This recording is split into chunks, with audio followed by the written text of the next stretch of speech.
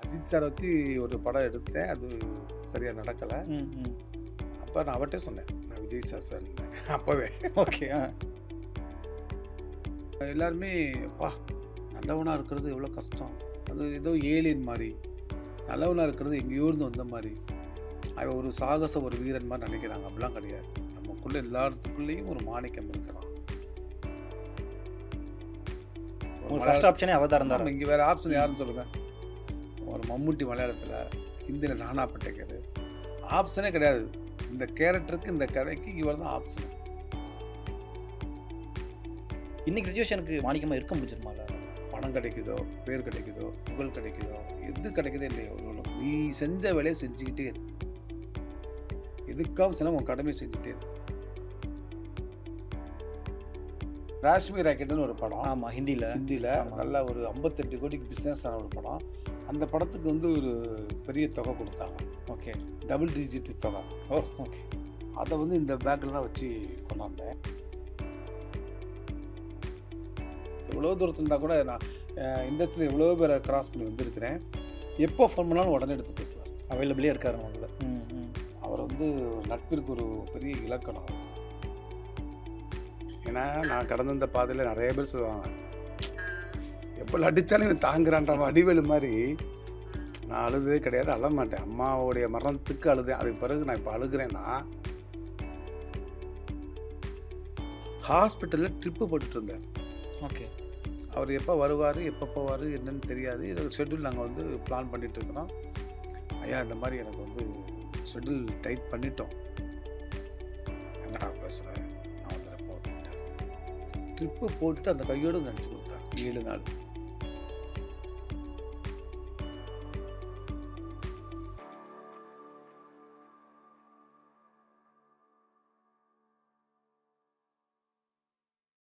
Welcome to the directors cut. நான் உங்கள் ரஞ்சித் கண்ணன். இந்த வாரம் நம்ம நிகழ்ச்சிக்கு சிறப்பு விருந்தினராக வந்திருக்கக்கூடிய இயக்குனர் பார்த்தீங்கன்னா, தமிழ் சினிமாவில் ஒரு 2005 அந்த காலகட்டங்களில் இளைஞர்களுக்கு பிடிக்கிற மாதிரியான படங்களை ஏற்படுத்தி அந்த ஒரு ட்ரெண்டே மாற்றினவர் அப்படின்னு சொல்லலாம்.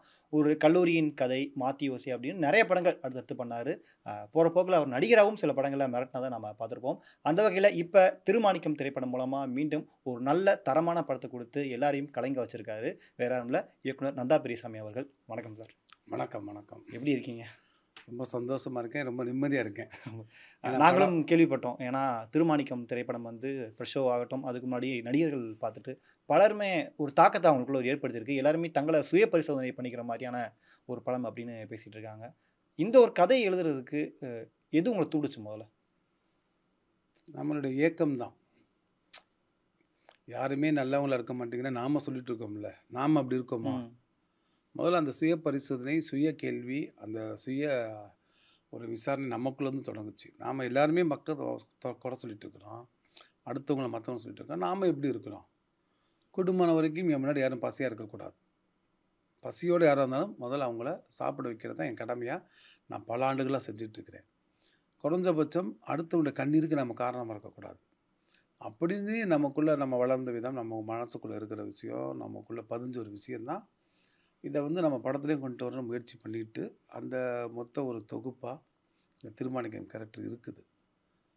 எல்லாருமே பா நல்லவனாக இருக்கிறது எவ்வளோ கஷ்டம், அது ஏதோ ஏலியன் மாதிரி, நல்லவனாக இருக்கிறது எங்கேயோ இருந்து வந்த மாதிரி, அவன் ஒரு சாகச ஒரு வீரன் மாதிரி நினைக்கிறாங்க. அப்படிலாம் கிடையாது. நமக்குள்ளே எல்லாத்துக்குள்ளேயும் ஒரு மாணிக்கம் இருக்கிறான். இப்போ ரீசெண்டாக நீங்கள் பார்த்தீங்கன்னா வந்து ஒரு குப்பத்தொட்டியில் ஒரு 17 சவரன் நகை இருந்துச்சு. அதை ஒரு துப்புரவு பணியாளர் எடுத்து கொண்டு போய், அது ரொம்ப நாளாக நடக்கலை. இங்கே நம்ம ஊரில் இப்போ 2 மாதம் முன்னாடி நடந்தது தான். ஒரு மொபைல் ஃபோன் வந்து ஒரு ஆட்டோ டிரைவர் ஃபோனில் அவர் காரில் அவருடைய ஆட்டோவில் மிஸ் ஆகிட்டு போயிடுச்சு. அதை எடுத்துகிட்டு போய் அந்த மகாபலிபுரம் டூரிஸ்ட் ஸ்பாட்டில் அவ்வளோ பேருக்கு நடுவில் கொண்டு போய் கொடுத்தாரு. தேடி பிடிச்சார். அவருடைய ஒரு நாள் வருமானம் போச்சு. அவர் தேடி அலைஞ்சு கண்டுபிடிச்சி யாரும் கிடைக்கல, எடுத்துகிட்டு போயிடலாம், எப்படியாவது கொடுத்துருன்னு ஒரு உறுத்து இருக்குல்ல, அதுதான் மாணிக்கம். மாணிக்கம் இன்னமும் இருக்கிறான். அது 2 வரி செய்தியாக வந்துட்டுருக்கிறான், 1 வரி செய்தியாக வந்துட்டுருக்கிறான். அப்பேற்பட்டவன் ஹெட் நியூஸாக வரான்றது ரொம்ப வருத்தத்துக்குரிய விஷயம். அது மூலம் 2 வரி செய்தியாக வரக்கூடாது. எல்லாருக்கும் அது ஒரு கேரக்டர் தான், அது ஒரு இயல்பு தான். அதை நம்ம ஃபோக்கஸ் பண்ணி கொண்டாட ஆரம்பிக்கிறோம்னா அப்போ நம்ம அதை தொலைச்சிட்டோமா அப்படின்னு ஒரு கேள்வி தான் இந்த மாணிக்கம் படத்தில் இருக்குது. இது வந்து ஒரு உண்மை சம்பவத்துடைய புனைவு தான். ஒரு உண்மை ஓகே. சம்பவத்தை வச்சு ம். ஒரு புனைவு தான். அப்படி ஒரு உண்மை சம்பவத்தில் வந்த ஒரு ஒரு கேரக்டர் தான் இப்போ மாணிக்கமாக மாறி இருக்கிறாரு. ஸோ எல்லா இடத்துலையும் மாணிக்கம் இருக்கிறான். எல்லாருக்குள்ளேயும் நல்ல ஒரு மனசு இருக்குது. அதை தட்டி நம்ம வெளியே கொண்டுட்டு வரணும். சூழல் காரணமாக உள்ளே அடக்கி வச்சுருக்கணும். அப்படி வெளியே கொண்டுட்டு இருக்கிற ஒரு முயற்சி தான் இந்த திருமாணிக்கம் படம். பட் எல்லாருமே மாணிக்கமா இருக்க முடியுமா? ஏன் அப்படின்னா, இப்ப இன்னைக்கு சூழல்ல ஒருத்தவங்க நல்லவங்களா, நேர்மையா இருந்தா வந்து அவங்க மீது ஏகப்பட்ட விமர்சனம் வைக்கப்படுறாங்க. வேலை பளுவும் அவங்க மீது அதிகரிச்சுட்டே போறது, பூமர்ன்னு சொல்றது, இந்த மாதிரியான விஷயங்கள்லாம் இருக்கு. இன்னைக்கு சிச்சுவேஷனுக்கு மாணிக்கமா இருக்க முடிஞ்சிருமா எல்லாராலும்? ஸ்டாயிசம் அப்படின்னு சொல்லி ஒரு தத்துவார்த்தமான ஒரு கொள்கை இருக்குது. ம். அறம்னா என்னன்னு இருக்குது, 4 டெஃபினேஷன் இருக்குது. வீரம், துணிவு, ஆஹ், நாணம், நேர்மை. இதெல்லாம் சேர்ந்தது தான் ஸ்டாயிசத்தை சொல்கிறாங்க. நான் ம். ரொம்ப நிறைய லெக்சர் கொடுக்குறோம்ல, அதில் ஒரு போர்ஷன் மட்டும் எடுத்துக்க. வீரம்னா என்னன்னு நம்ம சொல்கிறாங்க, பணம் கிடைக்குதோ, பேர் கிடைக்குதோ, புகழ் கிடைக்குதோ, எது கிடைக்குதோ இல்லையோ, உனக்கு நீ செஞ்ச வேலையை செஞ்சுக்கிட்டே இரு. எதுக்காகவும் சொன்னால் உன் கடமையை செஞ்சுட்டே இரு. 4 பேர் அடிக்கிறது வீரம் கிடையாது. ம். நீ உன் கடமையை செய்கிறது, பணம், பேர், புகழ், அங்கீகாரம் எது கிடைக்குதோ இல்லையோ அதை செஞ்சுட்டு இரு. அதான்டா வீரன்றாங்க அந்த ஸ்டாயிசத்தில். ஓகே. அந்த மாதிரி நம்ம கடமையை செஞ்சுட்டே இருக்கணும். யார் என்ன சொன்னான்னா, நாம் ஒரு முயற்சி பண்ணுவோம், நாம் கரெக்டாக ஒரு ஒரு டிசிப்ளினுக்கு முயற்சி பண்ணுவோம். அது முடியலைன்னா பரவாயில்ல. நாம் முயற்சியே பண்ணாமல் அப்படிலாம் இருந்தால் ஒத்துக்க மாட்டாங்கன்னு நம்ம சொல்கிறது தவறான ஒரு கருத்துன்னு எனக்கு தோணுது. யார் என்ன சொன்னாலும் நாம அந்த பாதையில சரியா இருக்கணும். நம்ம கரெக்டாக இருக்கணும். ஓகே. இந்த ஒரு கதைக்கு அந்த திருமாணிக்கம் கதாபாத்திரமா சமுத்திரக்கனி அவர்கள். சமுத்திரக்கனி அவர்கள் நிறைய படங்கள நாம அப்பாவா பார்த்துருப்போம். அவரு வழக்கமா அவர் பிம்பம் எப்படி இருக்கும்னு நமக்கு தெரியும். அது ரிப்பீட் ஆகாம நீங்க தடுக்கிறதுக்கான முயற்சிகள் இதில பண்ணியிருக்கீங்களா? நீங்கள் படம் பார்த்தீங்கன்னா, படத்தில் நேர்மையான ஆள் கிடையாது. ஓகே. நீங்கள் படம் பார்த்தா தெரியும். ஓகே. ஆனால் அவருடைய கதாபாத்திரம் வந்து அப்படி தான் ஃபோக்கஸ் பண்ணி அதுலேருந்து எப்படி ஒருத்தன் மாறுறான்ற மாதிரி வச்சுருக்கணும். அது படத்தோட கதையே அதுதான். ஒரு சாதாரண மாணிக்கமாக இருந்த ஒருத்தன் திருமாணிக்கம் எப்படி மாறுறான் அப்படின்றது தான் கதை. அதனால் வந்து அப்புறம் சமுத்திரக்கனி அண்ணனை விட்டால் இங்கே ஆப்ஷன் கிடையாது. ம். ஒரு உங்களுக்கு ஃபர்ஸ்ட் ஆப்ஷனே அவர் தான் இருந்தாரா? இங்கே வேறு ஆப்ஷன் ம். யாருன்னு சொல்லுங்கள். ஒரு மம்முட்டி மலையாளத்தில், ஹிந்தியில் நானா பட்டேக்கர். ஆப்ஷனே கிடையாது. இந்த கேரக்டருக்கு இந்த கதைக்கு இவர் தான் ஆப்ஷனு. அதே சமயத்தில் அந்த கதையில் ஒரு நேர்மையான ஆள் கிடையாது. ம். ம். அது உள்ள ஒரு ட்விஸ்ட் இருக்குது. அதுக்குள்ளே ஒரு குறுங்கதை இருக்குது. ஆக்சுவலா ப்ரெஷ் ஷோ பார்த்துட்டு வந்துட்டு நிறைய பேர் படத்த பாராட்டுனாங்க. எல்லாருமே வாய்மொழியில பாராட்டுறது ஒரு பக்கம் இருக்கட்டும். இன்னொரு பக்கம் புதுசா நீங்க ஒரு விஷயம் பண்ணீங்க. ஒரு டைரியில வந்து உங்க மனசுல தோன்ற விஷயங்கள படம் பத்தி எழுத சொல்லுங்கன்னு. எனக்காக அந்த டைரிய கொஞ்சம் காட்ட முடியுமா? என்னென்ன யார் யார் நம்ம பாராட்டியிருக்காங்க? டிஜிட்டல் வேர்ல்டில் வந்து நம்ம எழுத்தே மறந்துட்டோம். கடிதமாகட்டும், ஆட்டோகிராஃப் ஆகட்டும், இதுவுமே நம்ம இப்போ வந்து எழுதுறது ரொம்ப குறைஞ்சு போச்சு. எல்லாமே டிஜிட்டல் ரைட்டிங் தான் வருது. எனக்கு வந்து அந்த நான் இப்போவும் நான் எழுதுவேன். எழுதி நான் தான் வந்து டைப் அடிப்பேன் கம்ப்யூட்டரில். ம். ம். ஸ்ட்ரெயிட் அடிக்க மாட்டேன். அந்த எழுதி அந்த எழுத்தோட நம்ம பேசிட்டு தான் நம்ம வந்து டெக்னாலஜிக்குள்ளே போய் கம்ப்யூட்டரில் போய் அதை வந்து நம்ம டிடிபி ஆமா. அடிப்போம். நான் என்ன பண்ணிட்டேன்னா, இது வந்து இந்த ஒரு ஒப்பீனியன் புக்குன்னு ஒன்று ரெடி பண்ணி படம் பார்க்க வரவங்கள்ட்டெல்லாம் வந்து நான் வந்து அதை எழுத வச்சேன். ஓகே. ம். அவங்களுக்கு அது ஒரு புது விஷயமா இருந்தது. என்ன எழுத சொல்கிறாரே அப்படின்னு சொல்லிட்டு ஆர்யா ஆகட்டும், நம்ம நண்பர் ஆர்யா, அப்புறம் பாக்கெடா sir, Vikraman sir, Lingusamy sir, நிறைய நண்பர்கள். அது ஒரு தொகுப்பு இருக்குது. அதில் சில முக்கியமான ஒரு கடிதங்களை நீங்கள் பாருங்கள். முடிஞ்சால் அதில் எல்லாருடைய ஃபோன் நம்பர் நான் வாங்கியிருக்கிறேன். ஓ! அவங்களுக்கு ட்ரை பண்ணி நான் பேசுகிறத விட அந்த கடிதம் பேசும். அந்த கடிதத்தில் இருக்கிற அதை எழுதினவங்க பேசுவாங்க.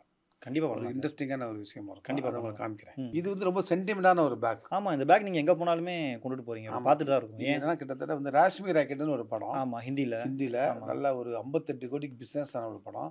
அந்த படத்துக்கு வந்து ஒரு பெரிய தொகை கொடுத்தாங்க. ஓகே. டபுள் டிஜிட் தொகை. ஓ! ஓகே. அதை வந்து இந்த பேக்கில் தான் வச்சு கொண்டாந்தேன். அப்புறம் இந்த படத்தோட அட்வான்ஸு, போன படத்தோட அட்வான்ஸு, அதுக்கான அக்ரிமெண்ட்லாம் இந்த பேக் சுமந்துட்டுருக்கு. ஒரு பர்சனலோட அட்டாச்மெண்ட். எங்கள் வீட்டில் பசங்கள்லாம் துவைச்சி கொடுத்தாலும், இல்லை புது பேக் வாங்கி கொடுத்தாலும், அதை 2 நாள் யூஸ் பண்ணி திரும்ப இந்த பேக் இங்கே வந்துடும். ஓ! ஓகே. ஓகே. ஆமாம். அதனால் வந்து இந்த பேக் வந்து Wildcraft blue colour bag. உங்க வீட்ல ஒரு உறுப்பினர சேர்த்துக்கலாம் பேக். உறுப்பினர். ஆமாம். என்னோட ஒரு பார்ட்டு. ரேஷன் கார்டுல மட்டும் சேர்த்துருக்க மாட்டீங்க. ஆமாம். எல்லாமே இருக்கும். இதில் வந்து நான் கும்புற அந்த ஸ்லோகம் இருக்கும். ம். சாக்லேட்ஸ் எல்லாமே இருக்கும். அதெல்லாம் உள்ள இப்போ இல்லை. இப்போ முக்கியமாக வந்து இங்கே பாருங்க. ஓகே. இதுதான் அந்த ஒப்பீனியன் இந்த டைரி. புக். ஓகே. இதுதான் அந்த டைரி. இப்போ டைரி ஒப்பீனியன் புக் இது. இது ஓகே. Opinion book. பார்த்தீங்கன்னா ஹாரி பாட்டர் பெட்டகம் மாதிரி அதுக்கு ஒரு போட்டு அது ரொம்ப ஏன்னா இன்னைக்கு பொக்கிஷமாக பாதுகாத்து வச்சுருக்கீங்க. ஆமாம், இங்கே பாருங்க. Okay, opinion book Thirumanickam. Super. நாளைக்கு இந்த படம் முடிந்து நம்ம அடுத்தடுத்த வேலைகள் போகிறப்ப கூட ஒரு பழைய ஆட்டோகிராஃபில் நம்ம ரெமினிசன்ஸ்னு சொல்லி காலேஜில் ஸ்லாம் புக்குன்னு சொல்லுவாங்க. ஆமாம், இதில் அந்த மாதிரி வந்து நம்ம பார்க்குறதுக்கு வந்து ஒரு ரொம்ப அற்புதமாக ஒரு விஷயம் தான் இது. அப்புறம் வந்து ஆரி எழுதியிருக்காரு. Create film by brother director Nandha Periyasamy. Love the emotion casting, dialogues, making, performance, genuine making and real storytelling. Very well excited and the emotion holding till the last frame. Wow. Not only emotion, even the tension throughout the film is fantastic. இப்படி எழுதியிருக்காரு. இப்போ அவருக்கு நான் லைனில் கால் பண்ணி இப்போ பேசலாமா அவர்கிட்ட? பேசலாம் அவர். ஆனால் இப்போ அவர் வந்து மக்கால் இருக்கிறாரு. ஓகே. ஒரு 2 நாளுக்கு முன்னாடி பேசுனேன். மக்கால் இருக்கிறேன், உங்கள் படத்துக்காக நான் வந்து ப்ரே பண்ணிக்கிறேன்னாரு. எனக்கு ரொம்ப எவ்வளோ தூரத்தில் இருந்தால் கூட நான் இண்டஸ்ட்ரியில் எவ்வளோ பேரை கிராஸ் பண்ணி வந்திருக்கிறேன். எப்போ ஃபோன் பண்ணாலும் உடனே எடுத்து பேசுவார். அவைலபிளே இருக்கார் நம்ம கூட. அவர் வந்து ஒரு நட்பிற்கு ஒரு பெரிய இலக்கணம் அவர். நான் வந்து கடந்த அவர் கூட ட்ராவல் பண்ணதுலேருந்து இன்ன வரைக்கும் என்னுடைய ஃபேமிலி ஃபங்க்ஷன் ஆகட்டும், என்னுடைய சினிமா போஸ்டிங் உடனே போடுவார். நம்ம படத்துக்கு வந்து இப்போலாம் அது ஒரு பெரிய ட்ரெண்டிங் ஆயிடுச்சுல. ஒரு விஐபியை பிடிச்சி நம்ம வந்து போஸ்ட் போட வைக்கணும். எனக்கு அதுக்கு பெரிய யார் இருக்காங்களோ இல்லை, இவரை ஒரு முன்னுரிமை எடுத்து முதல்ல கேட்பேன். டார்லிங் போட்டுக்கோங்க டார்லிங், அனுப்புங்க லிங்க்ன்னுவார். அந்த விதத்தில் இந்த படத்தை வெளியே பார்த்த முதல் விஐபி வந்து இவர் ஆரியா. ஆக்சுவலாக உங்களுக்கு முதல் படம் அவரோட, அவருக்கும் ஒரு நல்ல பீக் ஆயிருக்காரு இப்போ. ஆமாம், அவரும் இப்போ பெரிய இடத்துல இருக்காரு.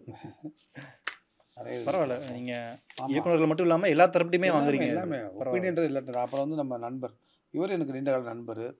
எனக்கு நான் உடனே கேட்டால், எந்த சொல்லும் கேட்டால் உடனே கூகுள் பே அனுப்பக்கூடியவர். ஓகே, யார் எவ்வளோ இருப்பார் அவர் வந்து ஊர்வசி மேனேஜர் ஜெயா. ஓகே. அவர் எதுக்காரு என்னுடைய 40 வருட சினிமா அனுபவத்தில் இந்த படம் ஒரு மைல்கல். ஊர்வசி ஜெயராமன். அமீர் சார் என்ன எழுதியிருக்காரு? அதான் அமீர் சார். தூதர் முகமது அவர்கள் சொன்னார், ஒரு காலம் வரும் அப்போது சத்தியத்தை பேசுபவர்கள் உள்ளங்கையில் நெருப்பு துண்டை வைத்திருப்பதற்கு சமம். அதேபோல் இன்றைய காலத்தில் எளிய மனிதர்கள் வறுமையில் நேர்மையாக இருக்கிறார்கள். இந்த படம் அவசியம் நம்ம எல்லாருக்கும் தேவையான படம். எழுத்தாளரை கொண்ட நந்தா பெரியசாமிக்கு என்னுடைய வாழ்த்துக்கள். விக்ரமன் சார் எழுதியிருக்கிறாரு. இது வந்து உலக தரத்தில் ஒரு தமிழ் சினிமா எழுதியிருக்காரு விக்ரமன் சார். இது தெலுங்கு பீப்புள்ஸ் பார்த்துருக்குறாங்க. இது வந்து நம்ம ராஜ்மோகன் மோட்டிவேஷனல் ஸ்பீக்கர் ராஜ்மோகன். இவர் வந்து கருணாகரன் சார் வந்து மிகப்பெரிய தெலுங்கில் வந்து மிகப்பெரிய ஒரு டைரக்டர். பவுன் கலையை வச்சு 4 படம் பண்ணியிருக்கார். தொழில் பிரமான்னு சொல்லி யங்ஸ்டர்ஸ்லாம் வந்து அட்ராக்ட் பண்ண ஒரு இது. அவர் ஆசையும் அபிலாஷையும் சில நேரங்களில் பிசாசுகளின் முகங்களாய் மாறும். அந்த நேரம் மனிதனை முன்னிறுத்தி நிற்க வேண்டும். இந்த திரைப்படம் சொல்ல வேண்டியது, இந்த திரைப்படம் அவசியம் நம்ம பார்க்க வேண்டும். நண்பன் நந்தா பெரியசாமி, நீ கலக்கிட்டடா. ராஜ்குமார் பெரியசாமி, ராஜ்குமார் அமரன் டைரக்டர். அவர் அழகாக அது இருக்காரு. இதில் ஆரியா டியர் தான் போட்டிருப்பேன். ஃபோன்லேயே ஆரியா டியர் தான். அவர் உங்களை டியர்னு கூப்பிடுவாரா? எப்படி கூப்பிடுவார்? அவர் டார்லிங் கூப்பிடுவாரு, அண்ணன் கூப்பிடுவாரு, பிரதர்னு கூப்பிடுவாரு. அவர் ஒரு மூடுக்கு தகுந்த மாதிரி கூப்பிடுவாரு. ஓகே. ஷூட்டில் எதுவும் இருக்கு? அமீர் சார் கிடைப்பாங்க. அமீர் சார் இருப்பாங்க. அந்த ஒன் இண்டியன் ஒரு சேனலுக்கு வந்திருக்கேன் சார். நான் பேசோட இந்த படத்தை பார்த்து ஒப்பீனியன் எழுதுனாங்கல்ல, அவங்க பேசுவாங்கன்னு சொல்லியிருந்தேன். அதுக்கு தான் கூப்பிட்டேன். இப்போ சேனலுக்குள்ளே தான் உட்காந்துருக்கிறேன். நம்ம ஃபோனில் ஒரு ஒரு ஒரு ஒரு ஒரு 50 செகண்ட் இந்த படத்தை பற்றி நீங்கள் சொன்னீங்கன்னா நான் உங்களுக்கு கொடுக்கலாமா சார்? கேமரா ஆன் பண்ணிவிட்டு. ஒரு நிமிஷம். அமீர் சார் வணக்கம் சார். ரஞ்சித் பேசுகிறேன் சார். எப்படி இருக்கீங்க? வணக்கம், நலமா இருக்கேன். Super sir. இப்போ தான் நீங்கள் இந்த திருமாணிக்கம் படம் பற்றி எழுதின விஷயங்களை படித்து பார்த்தோம். ரொம்பவும் சூப்பராக இருந்தது. ஒரு 2 வார்த்தைகள் படம் பற்றி நீங்கள் சொன்னீங்கன்னா நம்ம ஆடியன்ஸ்ட்டு போய் சேரும். அது கண்டிப்பாக. திரைப்படங்கள் என்பது ஒரு பொழுதுபோக்கிற்காக தயாரிக்கப்படுவது தான் உலகம் முழுவதும் வழக்கமாக இருக்கிறது.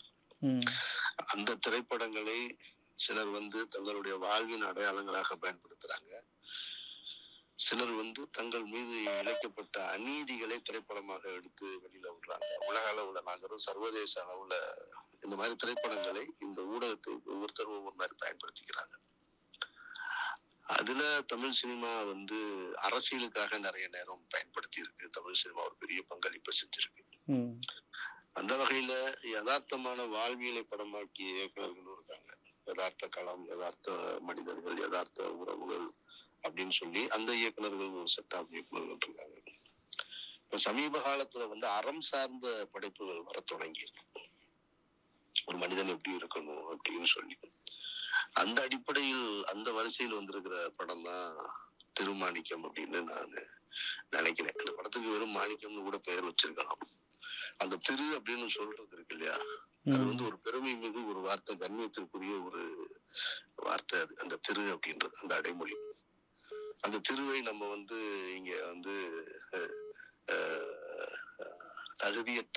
தகுதியற்றன்னு சொல்றதை விட பொருத்தமில்லாத நபர்களுக்கு நிறைய நம்ம பயன்படுத்துறோம், சம்பிரதாய வார்த்தைகளாக பயன்படுத்திக்கிட்டு இருக்கோம். ஆனால் இந்த படத்துல மாணிக்கத்துக்கு வெறும் மாணிக்கம்னு வச்சிருக்கலாம். ஆனா அந்த திருன்னு வைக்கும் பொழுது அவனுடைய பண்பு வெளிப்படுது, அவனுடைய நேர்மை வெளிப்படுது, அவனுடைய அறம் வெளிப்படுது, அவன்கிட்ட இருக்கிற உண்மை வெளிப்படுது, அவன் எப்படி வாழணும்னு ஆசைப்படுறான், அவனுடைய எண்ணங்கள் என்ன. அப்போ இந்த திரு என்பது மிகச்சரியான ஒரு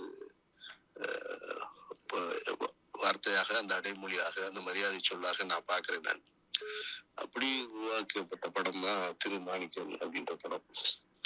என்னை பொறுத்த மட்டும் ஒரு திரைப்படம் வந்து வணிக ரீதியா எவ்வளவு வெற்றி அடையுது, அல்லது அது எவ்வளவு காசு சம்பாதிச்சு கொடுக்குது, எவ்வளவு பேரை சென்றடையுது, வியூவர்ஸ் ஜாஸ்தியா இருக்காங்களா, வந்து இப்ப எல்லாம் சொல்ல ஆரம்பிச்சிட்டாங்க, தியேட்டர்ல ஓடாத படங்கள் கூட ஓடிடில அதிக வியூவர்ஸ் பார்த்திருக்காங்க, எவ்வளவு பேர் பாக்குறாங்கன்னு முக்கியம் இல்ல, திருமாணிக்கம் போன்ற படங்கள் எவ்வளவு பேர் பாதிச்சது அப்படின்னு தான் பார்க்கணும். அப்போ நான் கூட அந்த திருமாணிக்கத்தின் இசை வெளியீட்டு விழாவில் வந்து எனக்கு நடந்த நிகழ்வுகளை, என்னோட வாழ்க்கையில் நடந்த 2 சம்பவங்களை சொல்லியிருந்தேன். நான் சிறு வயசுல கூட சொல்ல முடியாது, கொஞ்சம் ஒரு 10 பருவத்துல நான் செய்த 2 தவறுகளை. ஒண்ணு நானே செஞ்ச தவறு, இன்னொருத்தர் செய்ய சொன்ன தவறு. அந்த 2ஐயும் வந்து 2 சின்ன திருட்டுல, சின்ன திருட்டு பெரிய திருட்டு தான். அப்போ அந்த திருட்டை வந்து எனக்கு வந்து இந்த படம் பார்த்த உடனேயே அந்த திருட்டு 2 ஞாபகத்துக்கு வந்துச்சு. அதை அந்த இசை வெளியீட்டு விழாவில் நான் பொதுப்படையா சொன்னேன். நிறைய பேர் எனக்கு அழைப்பு செய்து கேட்டாங்க, ஒரு சாதாரண விஷயம் தானே, இதையும் நீங்க வந்து அந்த இசை வெளியீட்டு விழாவில் போய் சொன்னீங்க, நீங்க வந்து சம்மந்தப்பட்டவங்களே பார்த்து சொல்லியிருக்கலாமே அப்படின்னு. நம்ம மனிதன்கிட்ட வந்து நிறைய விதமான மனிதர்கிட்ட ஒரு நம்பிக்கை இருக்கு. ஒரு தவறை செஞ்சுட்டு சாமி கிட்ட போய் மன்னிப்பு கேட்டா சரியா போயிடும், அல்லது ஒரு சர்ச்சில் போய் ஒரு பாதிரியார்ட்ட யாரும் இல்லாத இடத்துல போய் பாவ மன்னிப்பு கேட்டா அவர் மன்னிப்பு செஞ்சுட்டா சரியாயிரும். இது போல ஐதீகங்கள், நம்பிக்கைகள் நிறைய இருக்கு. என்னைய பொறுத்த மட்டும் என்ன நினைக்கிறேன்னா, நான் ஒரு தவறை யாருக்கும் தெரியாம செஞ்சேன், அதற்கான மன்னிப்பை வந்து தனி ரூமுக்குள்ள கேட்காம பொதுவெளியில கேட்கறதா சரின்னு தோணுச்சு. அதனால நான் அந்த மன்னிப்பை வந்து பொதுவெளியில கேட்டேன். அது சம்பந்தப்பட்டவங்களுக்கு போய் சேர்ந்திருக்கும் நிச்சயமா. அப்போ நான் இந்த படத்துல இருந்து என்ன எடுத்துக்கிறேன் அப்படின்னா, இந்த படத்தின் வெற்றி என்பது அமீர் என்கிற ஒரு மனிதரை பொதுவெளியில் மன்னிப்பு கேட்க வச்சதுதான். அதுதான் நான் பாக்குற வெற்றி. இது எவ்வளவு வசூல் பண்ண போகுது, இது எவ்வளவு மக்களை சென்றடைய போகுதுன்னு இல்லை. அப்போ இது மாதிரி அறம் சார்ந்த ஒரு படங்களை எடுக்கும் பொழுது அது போய் ரீச் ஆகுதா அப்படின்னு. ஒரு குடி சம்பந்தமான படத்தை எடுக்கும் பொழுது அதை பார்த்துட்டு ஒருத்தனாவது குடியை நிறுத்தணும். அதுதான் அந்த படத்தின் வெற்றி. நல்லா ஓடிச்சு அப்படின்றதெல்லாம் வெற்றி. மதுவின் தீமைகளை வந்து ஒரு படமாக்கும் போது அதை பார்த்துட்டு 2 பேர் நான் குடிக்கிறத விட்டுட்டேன்னு சொன்னான்னா தான் வெற்றி.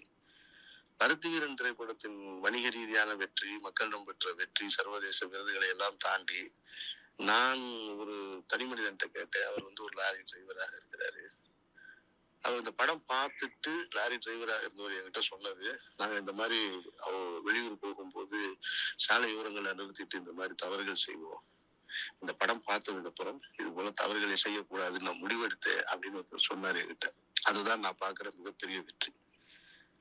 அந்த பெண்ணு என்ன பின்புலத்தை சேர்ந்தவளாக இருக்கா, வறுமைக்கு வந்திருக்காளா, அல்லது குடும்ப கஷ்டத்துக்காக வந்திருக்காளா, இல்ல விரும்பி வந்திருக்காங்க, என்னவோ வேணாலும் இருக்கலாம், அந்த இடத்த செய்யக்கூடாதுன்னு ஒருத்தர் முடிவெடுத்தான் பாருங்க, அதை நான் வெற்றியா பாக்குறேன். அது போல திருமாணிக்கத்தின் வெற்றி என்பது என்னை போன்றவர்களை பொதுவெளியில் ஒத்துக்கொள்ள வச்சதுதான்.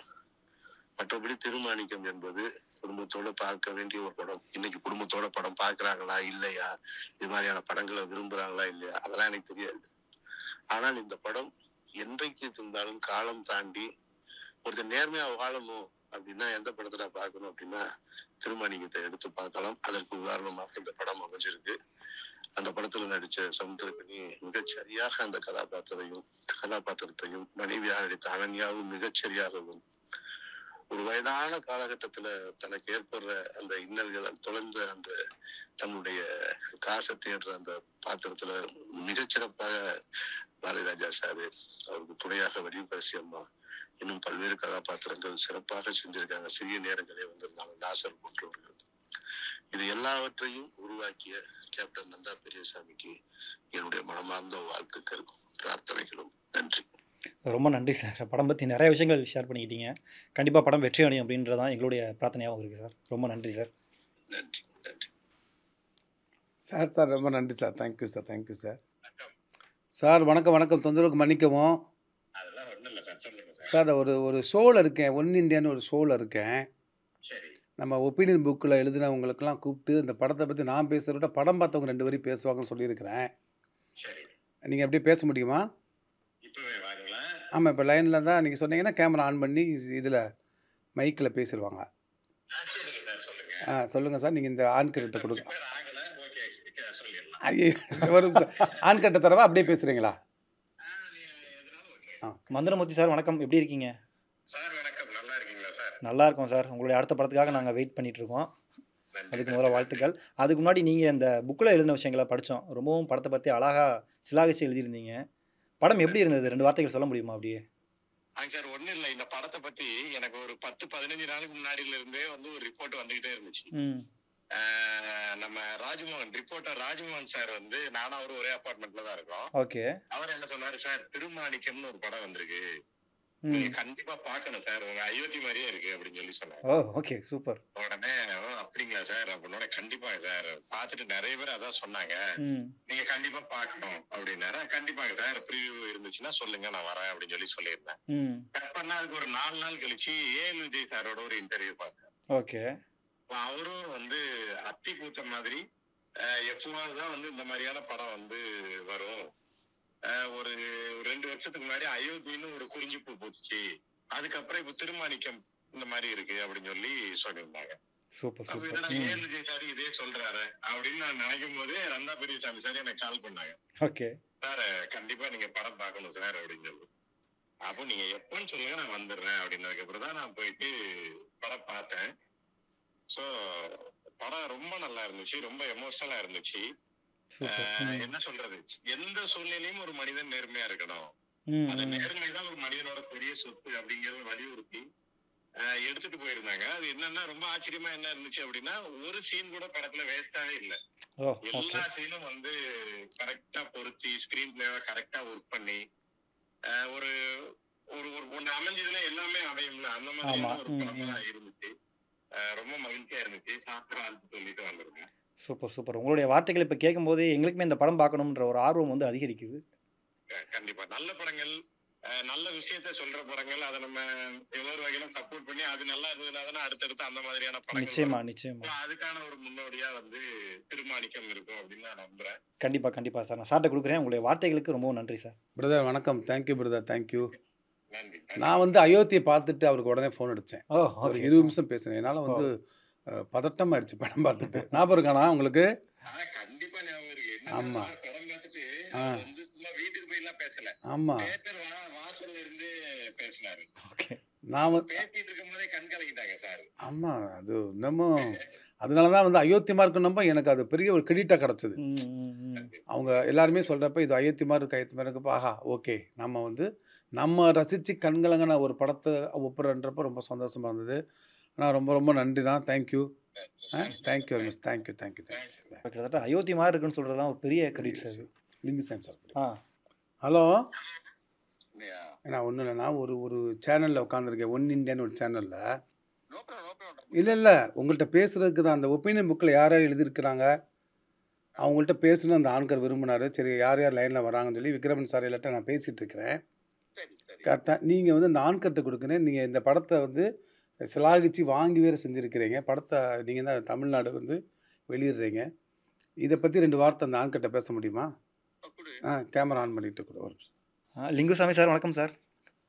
வணக்கம். எப்படி இருக்கீங்க? நல்லா இருக்கீங்களா? நல்லா இருக்கேன். Super sir. இப்போ தான் நம்ம திருமாணிக்கம் பற்றி நீங்கள் எழுதின அந்த வார்த்தைகள்லாம் படித்து பார்த்தோம். ரொம்பவும் அருமையாக எழுதியிருக்கீங்க படம் பற்றி. நீங்களும் வாங்கியிருக்கீங்க படத்தை. எப்படி சார் இருக்குது படம்? நல்லா இருக்கு, எனக்கு பிடிச்சிருக்கு. அவர் கதை சொன்னப்பே எனக்கு ரொம்ப பிடிச்சிருந்தது. ஓகே. எனக்கு எப்பயுமே ஒரு கதை கேட்டேன்னா யாராவது சொல்லி பார்ப்பேன். சொல்லும் போது அவங்க ரியாக்ஷன் இருக்குல்ல, அது நான் எனக்கு பிடிச்ச மாதிரியே அவங்க ரியாக்ட் பண்ணாங்கன்னா அது ரொம்ப க்ளோஸா, ரொம்ப எனக்கு அது மேல ஒரு சைன் இருந்துட்டே இருக்கும். ஓகே. பருத்தி சார் கூட அதான் பண்ணுவார். ஒரு கதை கேட்டு மறுபடியும் அது யார்கிட்ட சொல்லி பார்ப்பாரு. அந்த சொல்லி பார்க்கும்போது எதிராளியோட ரியாக்ஷன் இருக்குல்ல, அதுல நமக்கு தெரியும் அந்த படம் என்ன மாதிரி செய்யும்னு. ஓகே. இந்த படம் நான் கோவால இவர் வந்து கதை சொன்னாரு. நான் வந்து லோகேஷ் கனகராஜ் அந்த டீம் எல்லாமே அப்போ வந்து வந்திருந்தாங்க. அப்போ அவங்க அசிஸ்டன்ஸ் மனோஜ் பரமஹம்சா எல்லாரும் சொன்னேன். நான் அப்போ வந்துட்டு எங்க அசிஸ்டன்ஸ் சொன்னேன். அந்த பிகினிங்ல ஆரம்பத்துல சொன்ன அந்த கதையை அவர் மேக்கிங்காவும் ரொம்ப அழகா எடுத்து வந்திருக்காரு. இப்போ சூப்பர் சூப்பர் சார். அது ரொம்ப நல்லா கனெக்ட் ஆகும், நம்புறோம், பார்ப்போம். நிச்சயமா சார். ஏன்னா நிறைய பேர் எழுதியிருக்காங்க படம் பற்றி. அது நீங்கள் எழுதின வார்த்தைகள் வந்து கவனிக்க வச்சது. படம் பற்றி அவ்வளோ சிலாகிச்சு எழுதியிருக்கீங்க. கண்டிப்பாக சார், படம் வெற்றி பெற எங்கள் டீம் சார்பாகவும் வாழ்த்துக்கள் சார். நிச்சயமா நம்ம நினைக்கிறதும் ஜனங்க நினைக்கிறதும் ஒன்னாகும் போது இருக்கிற அதுக்காக வெயிட்டிங். கண்டிப்பா அதுக்கான நேரம் இன்னொரு குறைந்தபட்சம் ஒரு நாளைக்கு தெரிஞ்சு இந்த நேரத்துல எல்லாம் நிச்சயமா சார். மிகப்பெரிய அவங்களோட சேர்ந்து ஜனங்களோட உட்காந்து படம் பார்க்கறதுக்காக நானே வெயிட்டிங். சூப்பர். நாங்களும் அந்த ஒரு தருணத்துக்காக தான் காத்துட்டு இருக்கோம், அவங்க என்ன சொல்ல போறாங்க அப்படின்றது. நந்தா பெரியசாமி வந்து உங்களுக்கு நந்தா பெரியசாமி ரவிராதா எனக்கு சென்னைக்கு வந்திருந்து எனக்கு ஒரு நண்பர். ஆமா ஆமா, எங்களுடைய ரூம்மேட்டு. பல நேரங்கள்ல என்னுடைய சதவீப்பு யாரோட கைகளிலும் ஒரு கவிதை மாதிரி நிறைய நேரங்கள்ல நமக்காக நிறைய அவர் செஞ்சிருக்காரு. ஆமா, அது மாபெரும் நட்பு. அதுவும் சேர்ந்துதான் இந்த படம். பரவாயில்ல, சூப்பர் சார். படம் வெற்றி பெற வாழ்த்துக்கள் சார். நான் அவர்கிட்ட கொடுக்குறேன் ஃபோனை. நன்றி சார். நான் ஓகேண்ணா, தேங்க்யூ. நான் முடிச்சுட்டு வந்து கூப்பிட்றேன். தேங்க்யூ. நன்றி. அர்ச்சனா மேடம் பேசுவாங்களா? ஆமாங்க, நெத்தியிலாம் முத்தமிட்டு ஒரு தாயாய் மாறி அர்ச்சனா, சேயாய் மாறி இயக்குனர் இல்லை வைரல் ஆகிட்டு இருக்கு இப்போ. ஹலோ அம்மா, வணக்கங்க. நாளைக்கு ரிலீஸ். உங்கள் ஆசீர்வாதம், உங்கள் அன்பும், அந்த நீங்கள் சொல்லுங்க. சாமியோட ஆசீர்வாதமும் என் ஆசீர்வாதம் யாரு ஆசீர்வாத கூட தேவையில்லை. எதுக்குன்னா ஆனஸ்டி என்கிறது ஒண்ணு இருக்குல்ல, அதுதான் கடவுள். ரொம்ப சூப்பர். நேர்மைதான் கடவுள்ன்றீங்க. நேர்மைதான் கடவுள். எந்த பொய்யும் இல்லாத அந்த நேர்மைதான் கடவுள். அந்த சமுத்திரகனி கேரக்டருக்கு என்னென்ன நடக்குதோ அந்த கிளைமேக்ஸ்ல அத்தனையும் உங்களுக்கும் நடக்கும். ஐயோ, ரொம்ப ரொம்ப ரொம்ப ரொம்ப ரொம்ப நன்றி. உங்க படத்திலேயே இருக்கிறது அத்தனையும் உங்களுக்கு நடக்கும். ஐயோ, ரொம்ப நன்றிங்க. ஒன்றும் இல்லை, தப்பாக நினச்சிக்காதீங்க. நான் வந்து ஒரு ஒன் இண்டியான்னு ஒரு சேனலில் உட்காந்துருக்கிறேன். அவங்க படம் பார்த்தவங்க படத்தை பற்றி நான் என்ன சொன்னேன்னா, படத்தை பற்றி நான் பேசுவேன். படம் பார்த்த 2-3 பேர்ட்ட நான் ஃபோன் பண்ணுறேன், அவங்க பேசட்டும் அப்படின்னு. உங்களுக்கு ஓகேனா இப்போ நான் கொடுக்க ஆன் கட்ட கேமரா ஆன் பண்ணவா? அந்த ஒரு நிமிஷம். அர்ச்சனா மேம் வணக்கம், எப்படி இருக்கீங்க? வணக்கம், எப்படி இருக்கீங்க? நல்லா இருக்கீங்களா? நான் நல்லா இருக்கேன், நீங்கள் எப்படி இருக்கீங்க? I am very fine. Super madam. இப்போ தான் நம்ம படம் பற்றி பேசிகிட்டு இருந்தோம். ஸோ அந்த படம் பற்றி நீங்கள் சொன்ன சில வார்த்தைகளுமே நல்லா இருந்தது. ஸோ கண்டிப்பாக உங்கள்கிட்ட கேட்டோம்னா நல்லா இருக்குமேன்னு தோணுச்சு. அது ஆக்சுவலாக வந்து திருமாணிக்கம் வந்து ஒரு அருமையான அழகான ஒரு படம். அந்த அழகான படத்துல வந்து அழகான மனிதர்கள், உண்மையான முகங்கள், ரொம்ப உணர்வு பூர்வமான ஒரு ஒரு ஆவரேஜ் மிடில் கிளாஸ்னுடைய எண்ணங்கள் பிரதிபலிச்சுக்கிட்டு இருக்கு அந்த படத்துல. அந்த சந்தர்ப்ப சூழ்நிலையில ஃபேஸ் பண்ற ஒவ்வொரு சிச்சுவேஷனும் வந்து அவ்வளவு அற்புதமா படம் பிடிச்சிருக்காங்க நந்தா பெரியசாமி. நான் ரொம்ப நாளாச்சு இப்படி ஒரு அருமையான ஒரு ஒரு உணர்வு பூர்வமான படத்தை பார்த்து. அண்ட் பெர்ஃபார்மன்சஸ் வந்து தி பெஸ்டா இருக்கு. எல்லாருடைய பெர்ஃபார்மன்ஸும் வந்து இனியா ஒரு குறைங்கிறது இல்லாம இருக்கு. நான் ரொம்ப அதாவது பாரமா இருந்தாலும் படம் ஆரம்பிச்சதுல இருந்து முடிகிற வரைக்கும் எவ்வளவோ பாரமாவும் ரொம்ப வேதனைய ரொம்ப பெயின்ஃபுல்லா இருந்தா கூட அதுலயும் நான் ஒரு சந்தோஷத்தை அடைஞ்சது என்னன்னா, ஒரு அற்புதமான படம் வெளியில வரப்போகுது தமிழ் சினிமாவுக்கு. அதுவும் இல்லாம இந்த காலகட்டத்துல இந்த நேரத்துல ரொம்ப பிரம்மாண்டங்களுக்கு இடையில இப்படிப்பட்ட படங்கள் வந்துட்டு கண்டிப்பா வரணும். இப்ப கண்டிப்பா ரொம்ப ரொம்ப இதமான ஒரு அழகான ஒரு போயம் மாதிரி, ரத்தம் இல்லாம கத்தி இல்லாம தப்பான வார்த்தைகள் இல்லாம ரொம்ப அழகான ஒரு ஒரு ரீசனபிளா என்னென்ன நல்ல விஷயங்களை எல்லாம் வெளியில கொண்டு வரணுமோ, கேரக்டர்ஸ்குள்ள இருந்து அத்தனை விஷயங்களையும் இந்த ஒரு படத்துல சொல்லியாச்சு டைரக்டர். டைரக்டருடைய கண்டென்ட் வந்து ரொம்ப பிரமாதமா இருக்கு. சமீப காலங்கள்ல படங்கள்ல சமீப கால படங்கள்ல வந்து கண்டென்ட் ரொம்ப மிஸ் ஆகிட்டு இருக்கிற இந்த நேரத்துல this is a very strong film and very strong content. I am so happy. I am extremely happy. ஒரு நல்ல இயக்குனர் தமிழ் சினிமாவுக்கு. Super super. And especially the photography wise ரொம்ப ரொம்ப ஒரு பியூட்டிஃபுல்லா இருந்தது. அந்த படத்துக்கு எப்படி அந்த படத்தை கொண்டு போனா நல்லா இருக்குமோ அந்த அளவுக்கு ஒரு போட்டோகிராஃபியோட சப்போர்ட் நல்லா இருந்தது. And all the actors are really great. எனக்கு பாரதிராஜா சாரை வந்துட்டு ஃப்ரேம்ல பார்த்ததுமே அந்த துக்கம் வந்து முட்டிக்கிட்டு வந்துருச்சு எனக்கு. இனி சமுத்திரகனி அவர்களை பத்தி வந்து actually he is the apt person. அவரை விட வேற யாரையும் யோசிக்க முடியாது அந்த ரோல்ல. Of course he is a very very promising actor. இனி மத்த ஆர்டிஸ்ட பத்தி சொல்ல வேண்டிய அவசியமே இல்லை. அப்படியே அந்த படத்தை வேற மாதிரி என்ஹான்ஸ் பண்ணிருக்காங்க. So my very very best wishes to the director and for the film. God bless. நிச்சயமா நிச்சயமா மேம், நீங்க சொன்ன மாதிரி இந்த படம் வெற்றி பெறணும் அப்படிங்கறதான் எல்லாருடைய ஆசையாவும் இருக்கு. கண்டிப்பா மிகப்பெரிய வெற்றி அடையும் அப்படின்னு நம்ம நம்புவோம் மேம். எஸ், மிகப்பெரிய வெற்றி அடையணும். இந்த மாதிரி படங்கள் வந்துச்சுன்னா இன்னொரு 10 படங்கள் இந்த மாதிரி வரும். கண்டிப்பா கண்டிப்பா. அது ரொம்ப ஆரோக்கியமான விஷயம் இல்லையா கண்டிப்பா. சினிமாவுக்கு. இந்த படம் ஒரு ரொம்ப அழகான ஹைட்ஸ் ரீச் பண்ணணும்னு நான் வந்துட்டு டெஃபினட்டா நான் ப்ரே பண்றேன். ரொம்ப நன்றி மேம். சார்ட்ட கொடுக்குறேன் நான் இயக்குனர்கிட்ட. ஓ எஸ் ஓ எஸ்.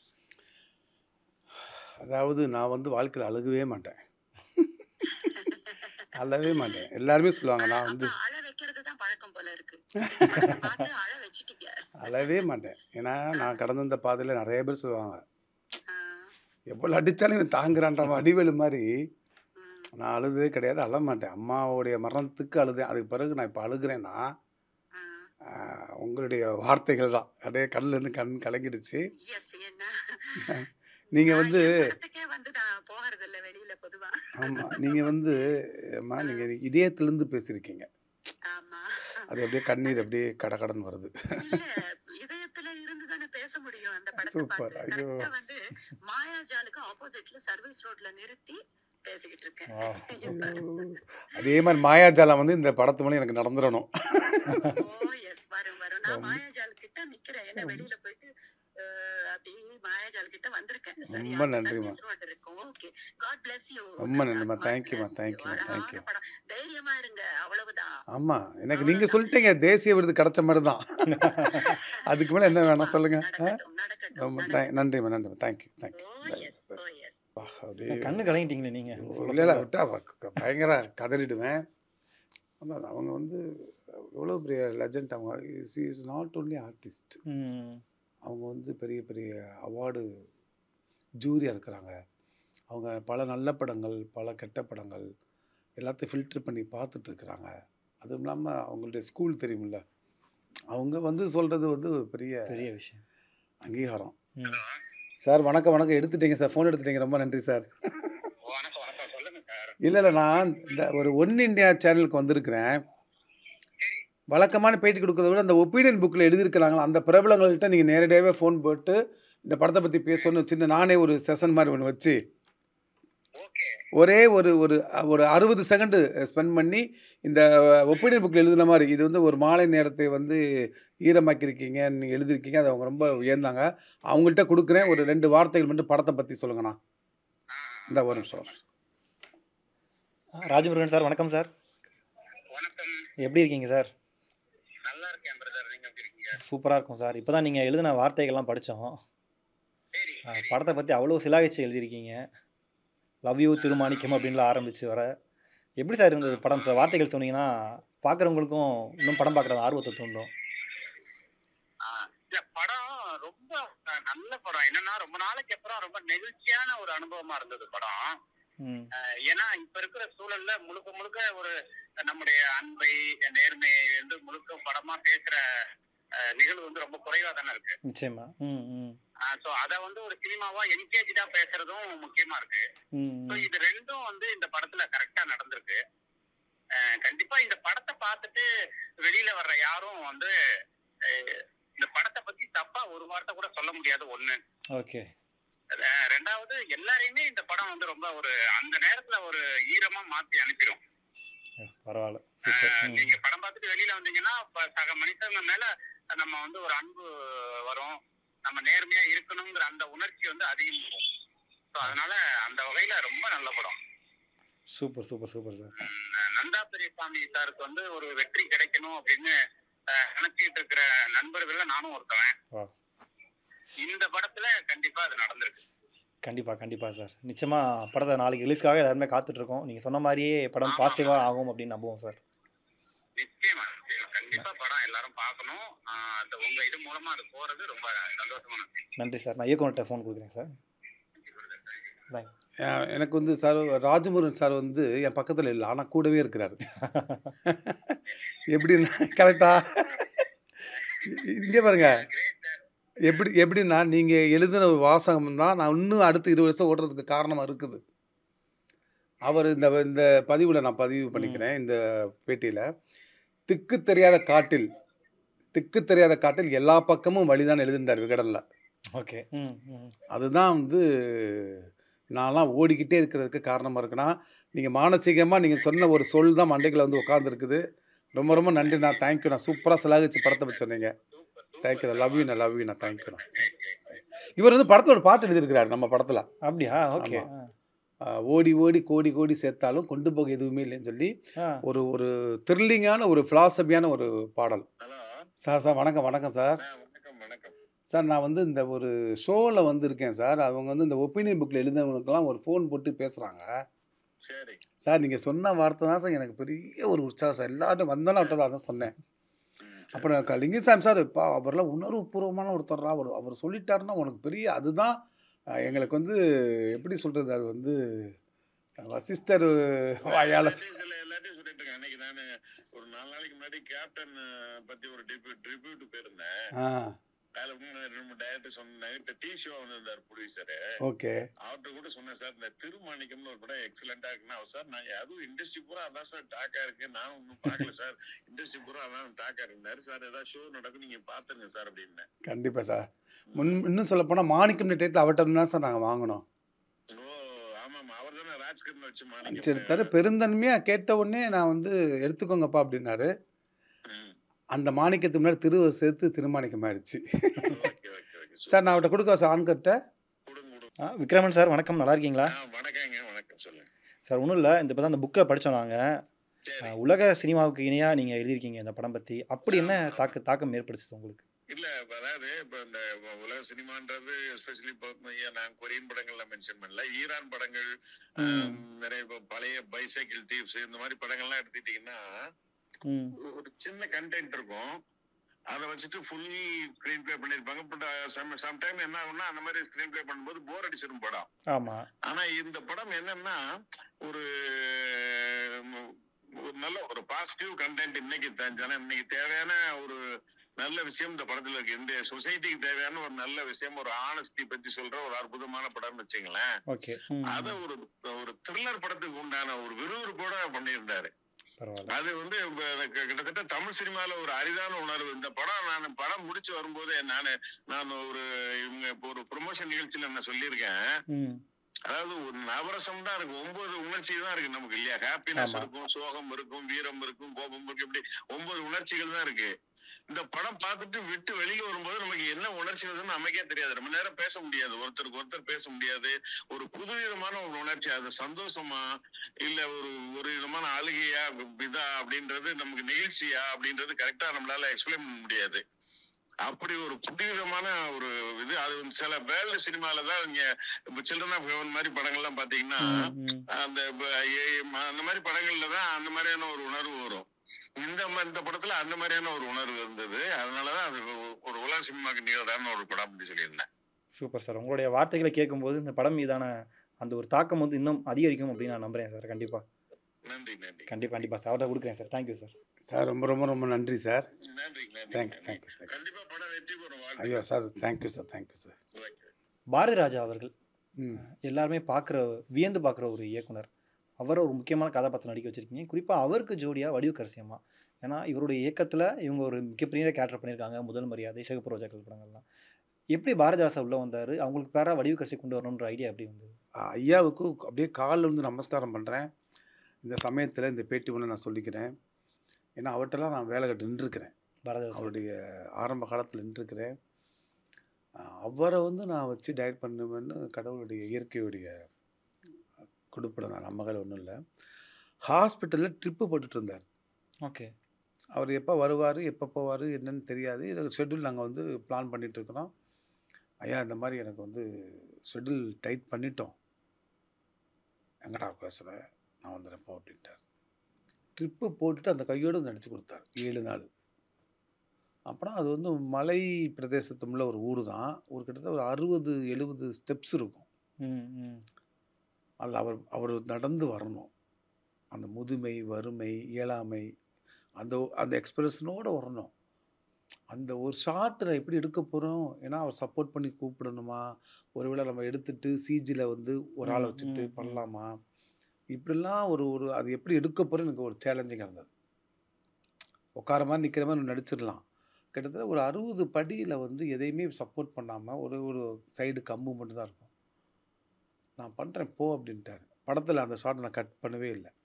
கீழேருந்து அவர் படியில் ஏறி மேலே வர வரைக்கும் ஷார்ட் இருக்கும். அதுக்கு தகுந்த மாதிரி உயிரை உழுக்கிற இசையை கொடுத்துருப்பார் விஷால் சந்திரசேகர். வடிவுக்கரசி அம்மா பற்றி நான் சொல்லி ஆகணும். ஏன்னா அவங்க வந்து நல்லா நடிக்கிறாங்க, சின்சியராக இருக்கிறாங்க. அதுதான் இத்தனை வருஷம் அவங்க நடிச்சிட்டு இருக்காங்கன்னு சொல்கிறோம்ல. அதை தாண்டி நான் பார்த்த ஒரு விஷயம் வந்து குரு பக்தி. எங்கள் டேரக்டர் நடிக்கிறாரா, பாரதி சார் நடிக்கிறாரா, அவர் கூட நான் ஜோடி நடிக்க போகிறேனா. ஏன்னா அவங்க 2 பேரும் வந்து ஃபஸ்ட்டு பேர் இந்த பெரிய ஸ்க்ரீனில். இதான் எனக்கு தெரிஞ்சு ஃபஸ்ட்டு. அதை நீங்கள் தான் சாதிச்சு காமிச்சிருக்கீங்க. ஆமாம்.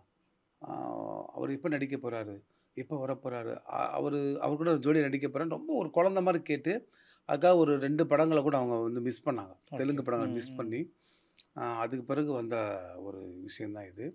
ஷூட்டிங் ஸ்பாட்டில் உட்கார மாட்டாங்க அவங்க. சார் முன்னாடி உட்கார மாட்டாங்க. டேரக்டர் எங்கள் டேரக்டர் உட்கார மாட்டேன்ட்டு.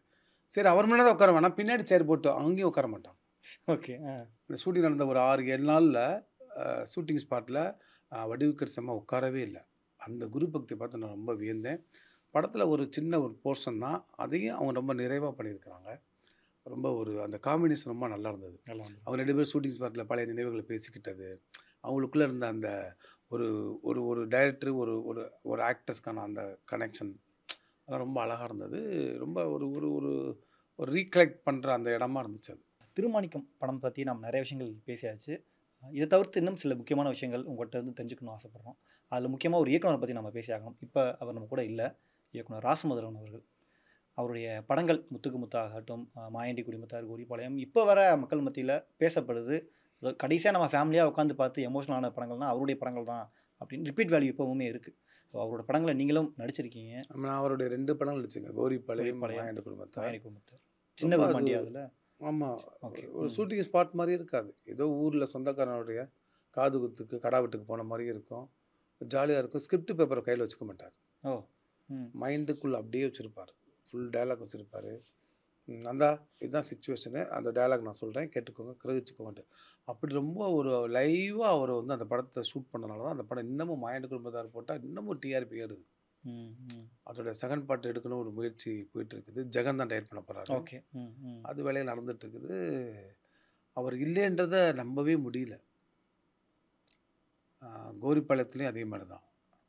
ரொம்ப ஒரு ஜாலியாக ஒரு 4 பசங்களோட போய் அந்த ஊரில் இருக்கிற அராத்து குட்டிக, இந்த ஊரில் இருக்கிற விசிலிச்சான் குஞ்சிக, கஞ்சா குடிக்கிங்கன்னு சொல்லுவாங்க. எப்படி இன்றைக்கி இருக்க யங்ஸ்டர்ஸ் வந்து கிராமத்தில் இருக்கிறவங்க அடுத்த கட்டத்துக்கு போய் வாழ்க்கை தொலைக்கிறாங்கன்ற ரொம்ப அழகாக, அதுவும் பயங்கரமான ஒரு ஹிட்டான படம்.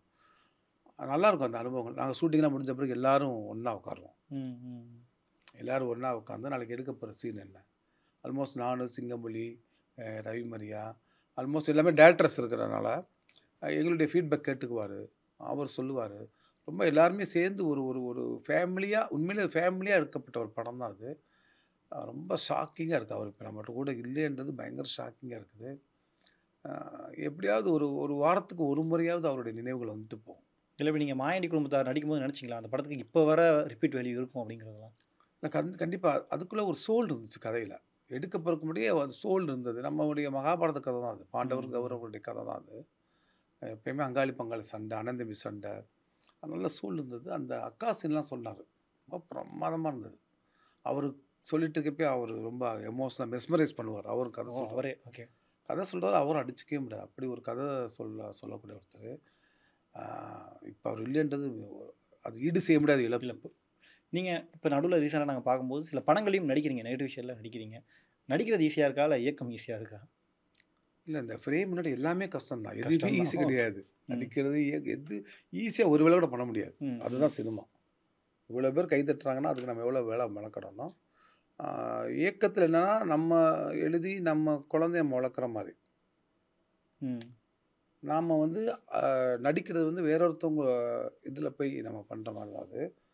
அது வந்து என்ன சொல்கிறாங்களோ செஞ்சுட்டு போயிடலாம். ஆனால் அது கஷ்டம். பட் நீங்கள் இயக்குனராக அறிமுகமாகி நடிகராக அவங்க ஃப்ரேமுக்குள்ளே நாங்கள் மாறணும். நாம் நடிக்கிறது கஷ்டம். கஷ்டம். ரெண்டில் என்னைய பொறுத்த வரைக்கும் நடிக்கிறது கஷ்டம். ஏன்னா அவங்களுடைய ஃப்ரேமுக்குள்ளே போய் நாம் கன்வெர்ட் ஆகி நம்ம வந்து டிரான்ஸ்ஃபார்மேஷன் ஆகணும். இதுனா நமக்கு தோன்றதை யோசிச்சதை நம்ம எழுதிக்கிட்டே இருக்கலாம், அடித்து திருத்தம் பண்ணிக்கலாம். நடிக்கிறது அப்படி கஷ்டம், ரொம்ப கஷ்டம். பட் நான் இப்போ ரீசனாக நடிக்கிறது கிடையாது. கிளாஸாக சண்டைக்கோழி 2ல். ஆமாம், இந்த ரூட்டு கொஞ்சம் நல்லா இருக்குது. ஹிந்தியில் நிறைய கதைகள் பண்ணுறேன். ராஷ்மி. ஆமாம், நல்லா இருக்குது. இது ரொம்ப ஒரு ஆத்மார்த்தமாக ஒரு இயக்கம்ன்றது ஒரு கேப்டனாக இருக்கிறதும் வேற ஒரு இடத்துல போய் இன்னொரு கேப்டன்ட்ட ஒர்க் பண்ணுறதுக்கு வித்தியாசம் இருக்குல்ல, அது ஓகே. பட் இந்த நடிக்கிறது ஆரம்பத்தில் உங்களுக்கு ஆர்வம் இருந்ததா இல்லை ஒரு ஆக்சிடென்டலாக போனேன்? இல்லை, அது இவர் தான் நம்ம 10 இயக்குநர்கள்ன்ற கான்செப்ட் தான் நடிக்க கூப்பிட்டாங்க. மற்றபடி அது ஒரு பெரிய ஒரு விஷயம் இல்லை.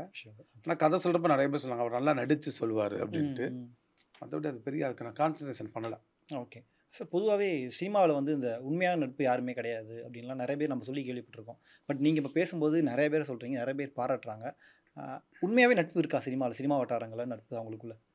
நான் கடந்த ஒரு 20 வருஷத்தில் இதுவரை யாரு கூட சண்டை போட்டது கிடையாது. ஓகே. அதான் லிங்குசாமி அடிக்கடி சொல்லுவார், எல்லாருக்கூடையும் டச்சில் இருக்கடா, எல்லாருக்கூடையும் பேசிகிட்டு இருக்கடா, எல்லாருக்கூடையும் வந்து கனெக்டில் இருக்கடா அப்படின்னாரு. அது நம்ம ஸ்கூலில் ஹாஸ்டலில் நான் 6th ஹாஸ்டலில் தான் படித்தேன். ஸோ அந்த நண்பர்கள் வட்டாரம், நண்பர்கள் குழு நம்ம கூட தொடர்ந்து இருந்துக்கிட்டே இருக்கும். ஸோ நட்பு இல்லாமல் எங்கெங்கே இருக்கும்? உப்பு இல்லாமல் கூட சாப்பிடலாம், நட்பு இல்லாமல் வாழ முடியாது. ஒரு பஞ்சு டைலாக். ஓகே. உங்களுடைய ஆரம்ப கால படங்களுமே ஃப்ரெண்ட்ஷிப் பற்றி மாற்றி யோசி ஆகட்டும், அதுக்கு முன்னாடி கல்லூரியில் நட்பு பற்றி நம்ம பார்த்த பழகிய நண்பர்களுடைய ஒரு தொகுப்பு தான் அது. இன்னமும் ஸ்கூல் ஃப்ரெண்ட்ஸு, காலேஜ் ஃப்ரெண்ட்ஸு நாங்கள் குரூப் வச்சு வச்சுக்கிட்டு நட்புக்கு என்ன அவ்வளோதான் அது. ஆமாம், குறிப்பாக நீங்கள் மதுரைலாம் நட்புக்காக உயிரையும் கொடுப்பாங்க. பங்காளி தான் கூப்பிடணும். எல்லாருமே பங்காளி தான். மச்சான், மாமா, பங்காளி. சார், இறுதியாக ஒரு சின்ன செக்மெண்ட் மட்டும். இப்போ இந்த மேஜை மேலே சில நீங்கள் பார்த்து வியர்ந்த சில பிரபலங்களுடைய புகைப்படங்கள் இங்கே வரப்போகுது. அது யார் இருக்காங்க உங்களுக்கு தெரியாது. அதுலேருந்து ஒரு 3 பேர் எடுத்து அவங்கள பற்றி நீங்கள் என்ன நினைக்கிறீங்க, அவங்களுக்குமான கனெக்ஷன் என்ன அப்படிங்கிறத ஷேர் பண்ணிக்கலாம். சொல்லலாம், உள்ளுக்குள்ள தேடி பிடிச்சிருப்பேன். கேமராவில் காமிச்சிடலாம் யார் எடுக்கிறீங்க. இசைஞானி இளையராஜா. ஓகே. இவரை பற்றி நான் சொல்லி தான் தெரியணும்னு அவசியம் இல்லை. ஆனால் எனக்கு இவருக்குமான ஒரு அனுபவம் இருக்குது. நான் வந்து கல்லூரிங்கதில் வந்து யுவன் சங்கராஜா தான் மியூசிக். அவர் யுவன் சங்கராஜா வந்து சார் வந்து வீட்டுக்கு வர சொல்லிட்டார் கதை சொல்கிறதுக்கு. நான் வீட்டுக்கு போகிறேன், ஒரு 7:30 போல் இருக்கும். நான் உள்ள ஐயாவுடைய வீடு, அந்த அமைப்பு அப்படியே உள்ளுக்குள்ளே அப்படியே பல தபலாலாம் வாசிக்குது. அப்படியே உள்ளே போகிறேன். ஐயா குளிச்சுட்டு வந்தார். யுவன் சாரை பார்க்க வந்தேன். உட்காருங்க அப்படின்னாரு. சரின்னு சொல்லிட்டு அதுக்கு முன்னாடி ஆஸ்கார் ரவி சார் இருக்கார்ல, அவர் தான் கல்லூரி கதையை வந்து ப்ரொடியூஸ் பண்ணுற கதை கேட்டார். ராஜா சார்ட்ட போய் கதை சொல்லுங்கன்ட்டார். ஓகே. தடன்னு ஆடுது. அவர்கிட்ட போய் நான் கதை சொன்னேன். ரொம்ப நல்லாயிருக்கு, கண்டிப்பாக நம்ம பண்ணுவோம், ரொம்ப சூப்பராக இருக்குன்னு சொல்லி ரவி சாருக்கு ஃபோன் பண்ணி பேசுனாங்க. ரொம்ப ஆத்மார்த்தமான கதை. சரி, அவர் அந்த ப்ராஜெக்டில் நான் வேறு ஒரு ப்ரொடக்ஷனுக்கு பண்ண வேண்டியது இருந்துச்சு. அப்போ வந்து அவர் ஐயாவை கூட தொடர்ந்து பண்ண முடியல. சரி, அவர் கூட தான் பண்ண முடியல, அட்லீஸ்ட் நம்ம யுவன் சங்கராஜா கூட கை கோர்ப்போன்னு சொல்லி அவர்கிட்ட போய் கதை சொன்னேன். அது சொன்ன ஒரு சோழா பொண்ணுரங்கம் சார், கல்லூரியின் கதை, சின்ன பட்ஜெட்டு தான். அப்போ பீக்கில் இருந்தார் யுவன் சார், பீக்கில் இருந்தார். 7G காதல் குண்டேன் அடுத்தடுத்து ஹிட் அவருக்கு. அவர் இந்த சமயத்தில் ஒரு முக்கியமான விஷயம் சொல்லணும், அந்த படத்துக்கு அவர் சம்பளம் வாங்கலை. யுவன் சங்கராஜா சம்பளம் வாங்கலை. நீங்கள் வந்து மற்ற செலவுகள் பார்த்துக்கோங்க, இந்த சம்பளம் வேணாம்னு சொல்லிட்டாரு. அந்த சமயத்தில் அவருக்கு இந்த பேட்டி மூலம் பெரிய நன்றியை தெரிவிச்சுக்கிறேன். அப்போ நான் கதை சொன்னப்பையும் யுவன் சங்கராஜா சார்ட்ட கதை சொல்ல போனப்பையும் இவரை பார்த்தீங்க.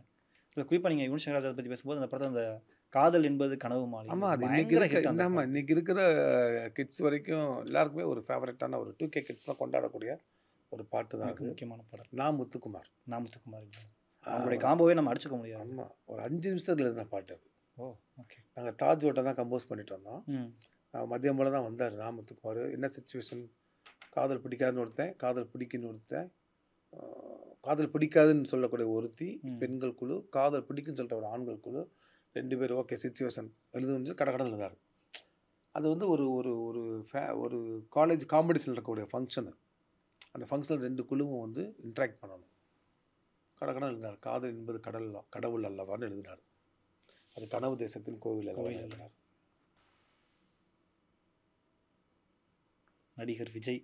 Okay okay. அரசியலுக்கு போனது மக்களுக்கு வந்து ஒரு பெரிய சந்தோஷமாக இருக்கலாம், ஆனால் ரசிகருக்கு பெரிய இழப்பு. ஆமாம், விஜய் ரசிகன்லாம் நானும் ஒருத்தன் தான். ஓ விஜய் சார் ஃபேன் நீங்கள்? பயங்கர ஃபேன் நான்.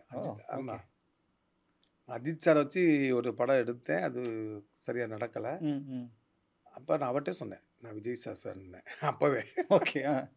ரொம்ப சூப்பர் சார், அரசியல் மிகப்பெரிய ஒரு இடத்தை அடைகிறதுக்கு வாழ்த்துக்கள் சார். விஜய் சாருடைய ரசிகர்ன்றீங்க, இப்போ தேட்டரில் படம்லாம் பார்த்துருப்பீங்களா? அனுபவம் இருக்கா? என்ன நீங்கள் வேற, அவ்வளவு படங்கள் எத்தனை. நான்லாம் வந்து இந்த படம் இருக்குல்ல, நம்ம கில்லி படம். ஆமாம், ஒரு 100-120 தடவை. அப்போலாம் உதயம் தேட்டர், இப்போ தான் உதயம் தேட்டர் இல்லை. சர்ன்னு ஒரு ஸ்கூட்டி எடுத்து போய் நிப்பாட்டி உள்ளே போயிடுவோம். அதை வந்து படம் பார்க்குறதுக்குன்னு பிளான் பண்ணி கிளம்பிலாம் கிடையாது. அப்படிலாம் பார்க்குற நம்ம வெறித்தனமாக பார்த்த படங்கள் தான் இது. ஓகே. ஆமாம், கதை சொல்லியிருந்துருக்கலாமே இப்போ மீட் பண்ணியிருந்தீங்கன்னா. நான் 2-3 முயற்சிகள் பண்ணிட்டு இருந்தோம், அது நடக்காமல் போயிடுச்சு. ஓகே. சார் வாழ்த்துக்கள் சார், அரசியல் நல்லா வந்து மக்கள் மனசில் இடம் பிடிச்சிட்டிங்க. அடுத்து வந்து ஒரு தொகுதியும் இடம் பிடிக்கணும். நிச்சயமாக. லாஸ்ட் 3 தானா? ஆமாம் 3. பாப்பா கேப்டன் விஜயகாந்த். கேப்டன் ஒரு விஜயகாந்த் வருடம் ஆக போகுது.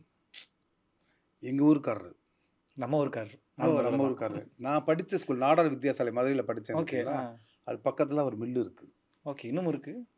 இப்போ நடத்திட்டு இருக்காங்கன்னு தெரியல, அங்கே தான் மில்லு இருக்குது. ஓகே. இவருடைய சித்தப்பா பையன் வந்து எங்கள் ஸ்கூலில் படித்தாப்புல. ஓ ஓகே. அப்போ வந்து நான் வந்து ஸ்கூலில் படிக்கிறப்ப வந்து 5th ஸ்டாண்டர்ட் நினைக்கிறேன். இவரை பற்றி அவன் வந்து சொல்லுவான். அப்போ போஸ்டர்லாம் ஒன்று ஒட்டியிருந்தாங்க, தூரத்து இடி விளக்கம்னு நினைக்கிறேன். ஏதோ ஒரு படம், அகல் விளக்கு ஏதோ ஒரு படம் போஸ்டர் ஒட்டிட்டு இருப்பான். அப்போ அந்த போஸ்டரில் பார்த்தா, அதுக்கு பிறகு அந்த மில்லுக்கெல்லாம் போய் அவரை வந்து உட்காந்துருக்க போய் பார்த்துருக்குறேன். ஈடு செய்ய முடியாத இழப்பு. எங்கள் ஆஃபீஸில் வந்து நாங்கள் எப்போயுமே வந்து 3 டைம்ஸு சாப்பாடு உண்டு. உங்கள் ஆஃபீஸில்? ஆமாம், நான் படம் இயக்குற ஆஃபீஸ் ஆகட்டும், என்னுடைய பர்சனல் ஆஃபீஸ் ஆகட்டும், என் முன்னாடி பசியாக யாருமே உட்கார முடியாது. ஒருத்தங்க பசியாக இருக்கிறாங்கன்னு தெரிஞ்சால் நான் அதை அனுமதிக்கவே மாட்டேன். அதெல்லாம் காரணம் இவர்கிட்ட வந்து கற்றுக்கிட்டதுலாம். நாங்கள் சென்னைக்கு வந்த புதுசில் ராவுத்தர் ஃபிலிம்ஸ்லாம் போய் நானாக பட்டூர் செல்வம் ஒரு ரிப்போர்ட் இருந்தேன். நான் வந்து நிருபரை தானே இருந்தாங்க ஸ்டார்டிங்கில். நாங்களாம் போய் பசினா அங்கே போய் சாப்பிட்டு போயிடுவோம். அப்படி அத்தனை பேருக்கு சோறு போட்டவர். இது ஈடு செய்ய முடியாத இழப்பு தான். நிச்சயமாக நிறைய விஷயங்கள் ஷேர் பண்ணிக்கிட்டீங்க. ஸோ திருமாணிக்கம் நாளைக்கு ரிலீஸ் ஆக போகுது. ஸோ எல்லாருடைய வார்த்தைகள் நான் புக்கில் படித்தேன், நிறைய பேர் ஃபோனில் பேசினாங்க. கண்டிப்பாக அவங்களுடைய வார்த்தைகளுக்கெல்லாம் நாளைக்கு உயிர் கிடைச்ச மாதிரி மக்களுமே அதை கொண்டாடுவாங்க அப்படின்னு நம்ம நம்புவோம். ஸோ உங்களுடைய இந்த பயணம் மிகப்பெரிய வெற்றி அடைய வாழ்த்துக்கள். திருமாணிக்கம் மிகப்பெரிய உயரம் அடையும்னு என்னுடைய சார்பாகவும் டீம் சார்பாகவும் வாழ்த்துக்கள். ரொம்ப நன்றி சார். கண்டிப்பாக எனக்கே வந்து ஒரு நாமளே விமர்சனம் பண்ண மாதிரி இருந்தது. ஒன் இண்டியா சார்பாக வந்து உங்கள்கிட்ட ஒரு வேண்டுகோள், எல்லோரும் இந்த படத்தை ஒரு தடவை வந்து பாருங்கள். எல்லாரும் ஒரு தடவை பார்த்தா போதும், இந்த படம் ஒரு பெரிய வெற்றி படமாக மாறும். ஏன்னா ஒரு தடவை பார்த்தவங்க அடுத்தடுத்து போய் வேறு ஆட்கள் கூப்பிட்டு வந்துடுவாங்க. ஆமாம், ரொம்ப நன்றி. திருமாணிக்கம் படத்தை தேட்டரில் வந்து பாருங்கள். இப்படி ஒரு படத்தை நீங்களாம் மக்கள்கிட்ட கொண்டு போய் சேர்க்கணுன்றது இந்த சமயத்தில் வேண்டிக்கிறேன். நன்றி, வணக்கம்.